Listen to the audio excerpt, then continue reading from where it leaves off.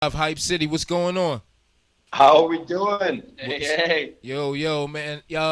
Thank you for taking this call, man. I really appreciate it. I wanted to get up to you guys, um, and do this interview live with you, but I appreciate you calling in, man. No, absolutely, and we're really thankful for you having us on the air.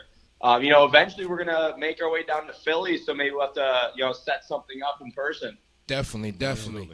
Absolutely. Now I may be saying it wrong, but is it Loom or Lum? Loom, you got it the first Loom, time. Loom. Loom. So it's live underground music, right?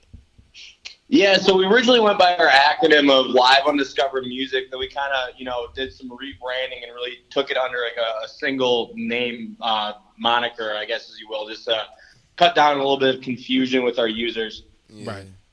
Okay. Now, when did you guys get started with this? Yeah, so the company itself was actually started during our senior year of college at the University of Wisconsin-Madison. Okay. We started as a think tank back, actually, what was it, the fall of 2018.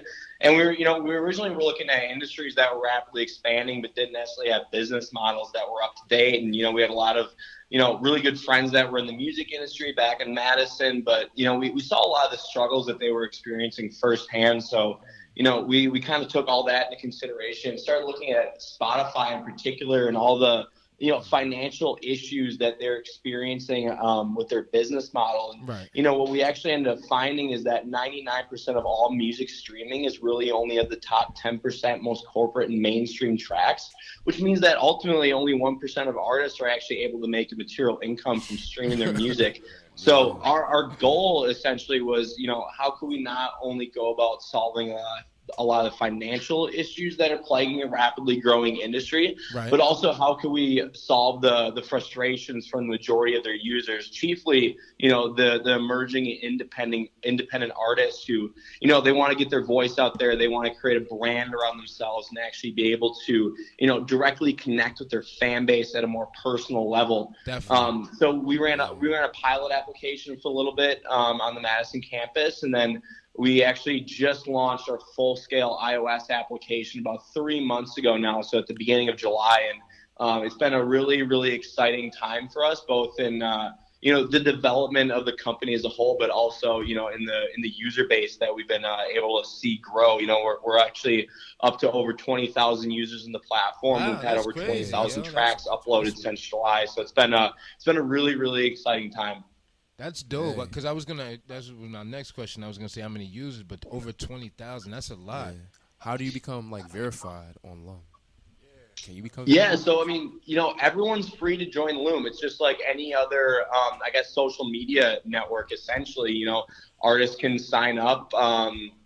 Pretty much regardless. All of our content is DIY and user uploaded. So we actually have a back end panel on our website, Loom.fm. That's L.U.M.fm, and artists can go on there and they can upload all their music, and it's kind of a little bit free reign. It's just like if you're going to create a profile on Twitter or Facebook, but we're also music streaming, and everything Do is do user controlled and user generated. do you like pay like streams, or like does the artist get like how they do Title and Apple Music? Do they get their streaming numbers from you guys also? Right. So currently we don't pay artists, and we don't pay per royalty. And so we're really kind of developing out a new model, Right. and it really is going to be closely related to just like a direct to artist support system. But it really kind of goes Yeah. into the sense that the streaming itself is really just kind of a business model. And to that point, it's not really sustainable because in kind of the society that we live on, and you take into consideration the increase of technology, and how digitalization is kind of taken over the music streaming world. Like the music itself has never been so much devalued, to where Spotify's paying out right around point zero zero five Yeah, they're not cents a paying nothing stream. And anyway. so for us, we really kind of see streaming as a means towards an end, where especially nowadays, your music is almost like almost like an artist business card, if you will, where you're passing it out to as many people to get them turned on to your music.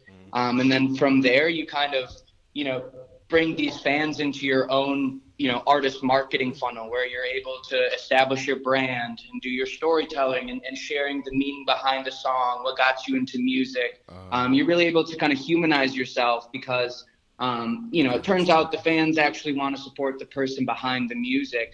And really, in order to, create this community around yourself and really being able to leverage your fans as a catalyst for further growth with, the amplification effects of our social media, platform. It really is about, empowering your super fans and really kind of nurturing those relationships to kind of help you grow. Because, while Spotify and a lot of these other streaming platforms have proven that it's very hard to monetize, music as an end product, you can still monetize your super fans and your brand, by really kind of having these one-on-one relationships. And so that's kind of how our whole platform really is structured, really kind of like this direct, intimate kind of relationship that you're able to develop, because, fans on the other side, they're able to be posting songs. They're able to actually advocate for the artists that they really enjoy and kind of turn into their own almost A&R rep, where they're able to kind of come and determine and help be a part of what's trending and what's popular and what artists are growing really quickly and whatnot.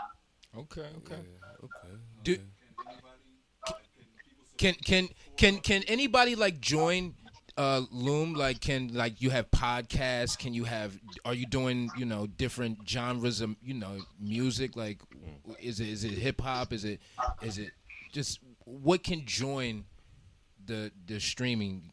Anyone that signs up as an artist is free to enter the back end panel and upload their content.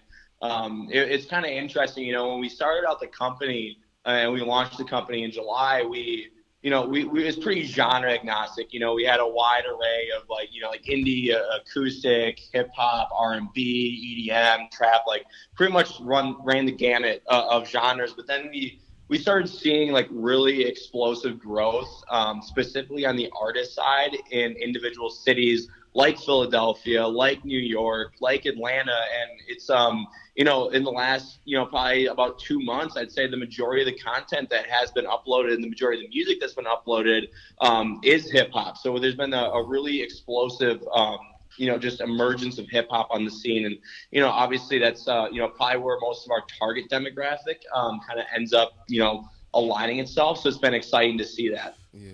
So if I'm an artist, and which I am an artist, so I'm actually setting my artist login up right now on the website, waiting for this Wi-Fi to load up. All right, here we go. So if I'm an artist, like, how do I leverage Loom like most effectively? Like, what can I do from there to kind of send my fans, in one direction or the other? Like, how specifically could I use the app to do that? Yeah, no, it's an excellent question. And, what we really try to tell people is that they should use the application as a marketing tool, essentially. Like, continue to post your music so you can reach new ears on the platform and really connect with the people that you see interacting with your content, whether it's other fans or other artists, to kind of, like Luke said, build those really meaningful relationships. It's especially helpful for artists to use it as an artist-to-artist networking tool. Share other artists' music that's on there, start supporting each other. There's no reason that we see, essentially, artists don't need to directly compete with each other. They can use each other's fan bases and each other's voice to kind of keep growing themselves as an artist, especially since, most of these artists that we work with and are on the platform are at such an early stage in their career. They're kind of still learning those like next steps that they should be taking. And one of the coolest things that we've actually seen happen on the platform to date is the number of artists that have actually met each other on the platform and started creating music together. I think, we have over 20,000 tracks on the platform. And, I think we have about probably anywhere from, like 10 to 15% of the music that's actually on Loom directly came from artists that found each other on the platform and started creating, singles, albums, EPs, projects, whatever you want to call it. And I think, using the platform as like an artist networking tool right now has probably been the single most effective thing that we've been able to do. You know, when you get a lot of creatives in the same place, a lot of really magical things start happening. That's dope. I'm looking at the interface now, and it has This you. is clean. This It, joint is it has you import the contacts that are. It looks like I guess they're already existing on Loom. Where's that pulling from? Like followers or phone contacts, or where's that pull from? Yeah, so right now you're probably on the For You page. It's kind of just like a global, you know, kind of aggregator of like kind of the top content is going on the platform right now. We really want to use that as kind of this like, I guess like almost like a shelf where you can go in, you can start finding content as a new user that really interests you, and then you can start following those users who that content kind of resonates with you, and then, you know, get into more of this like targeted bucket under like your social following and your following feed that essentially works the same way any you know, like a Twitter feed works, just in like chronological order when people upload content. And is there like a front page? Say I wanted to do like I had an EP and I wanted to drop my EP and wanted to be on like the main screen, like or you know, the top of the page. Is there like a way you could do that? So right now, the way our Explore pages work is it's entirely organic. So it's entirely dependent on what the community on Loom is not only, you know, listening to, what they're adding to their library and their playlist, that's dope, but it's also the content that's getting shared across the platform, getting integrated and getting interacted with by different users. So if you're a fan and you know, you start posting your favorite artist's music, well then, you know, other artists and fans, they can see that content being shared. They can start adding it. They can start, you know, commenting on it. They can start sharing it themselves. And we take all that into consideration in how the Explore page is built out. So it's really, you know, you're kind of hitting both ends of the spectrum a little bit. It's not just people listening to music, but it's also people engaging with music. Man, the app is really clean, man. This is super. Appreciate that. I like this. Like, so what's the future for Loom?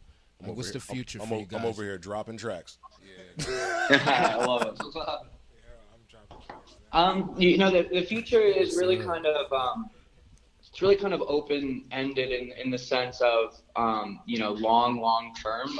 You know, right now we still as a company are kind of pre-revenue, and so we're kind of operating, trying to kind of get to like our next round of financing. And so you know, basically how we've been really operating is, you know, we're headquartered in Madison, Wisconsin. Right. At the beginning of May, we ended up opening up another office in Austin, Texas. Okay. And actually, just in the start of September, we opened up our third office in here in Brooklyn, New York. And so we've been growing really quickly, and kind of our game plan, you know, for now is really kind of developing almost, you know, like a market playbook of how to kind of get into these areas and build you know, brand awareness and being able to get artists as well as fans on in these areas. And once we're able to kind of prove that we're able to do the same things in different markets, then we're able to kind of prove that we can scale this at a more national scale. And so that's kind of what we've got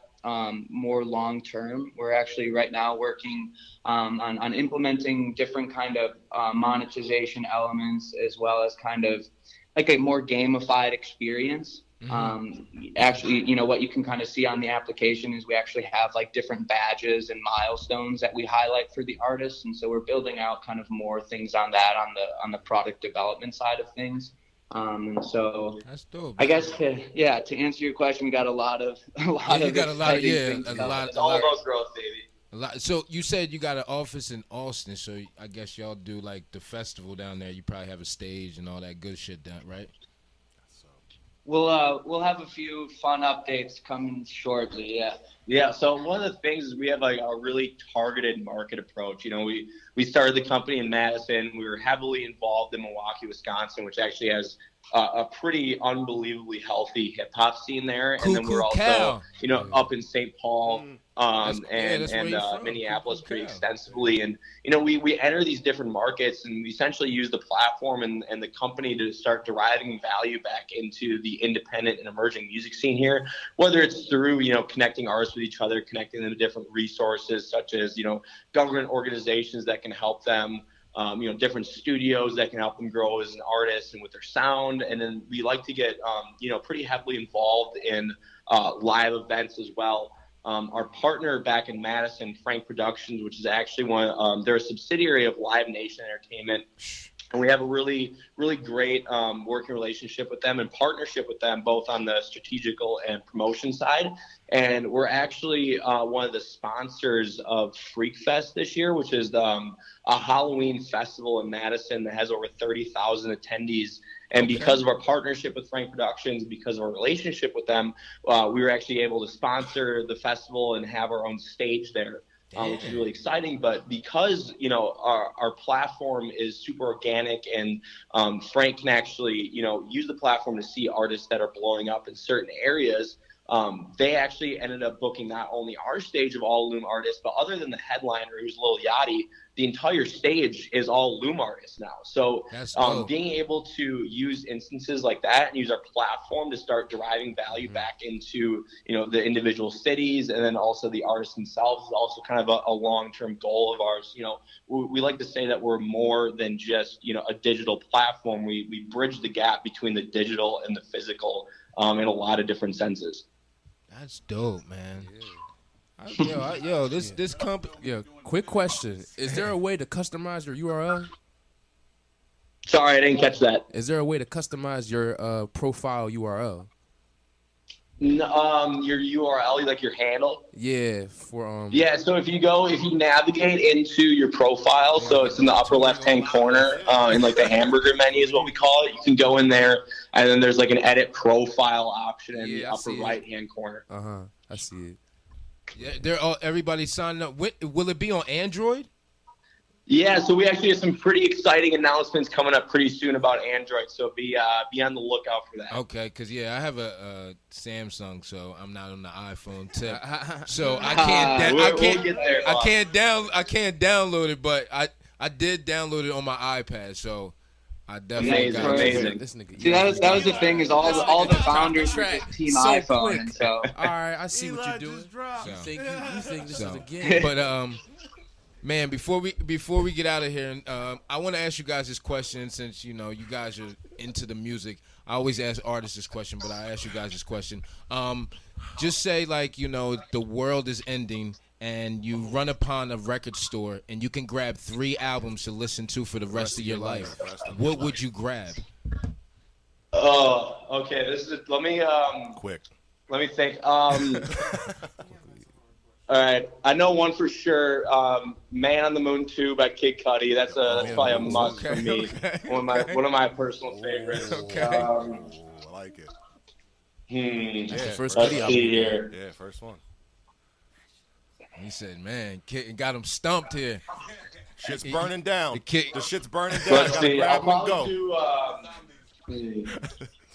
I'd probably do Chris Stapleton. Okay. Nice. Probably like a Room from a Volume 2.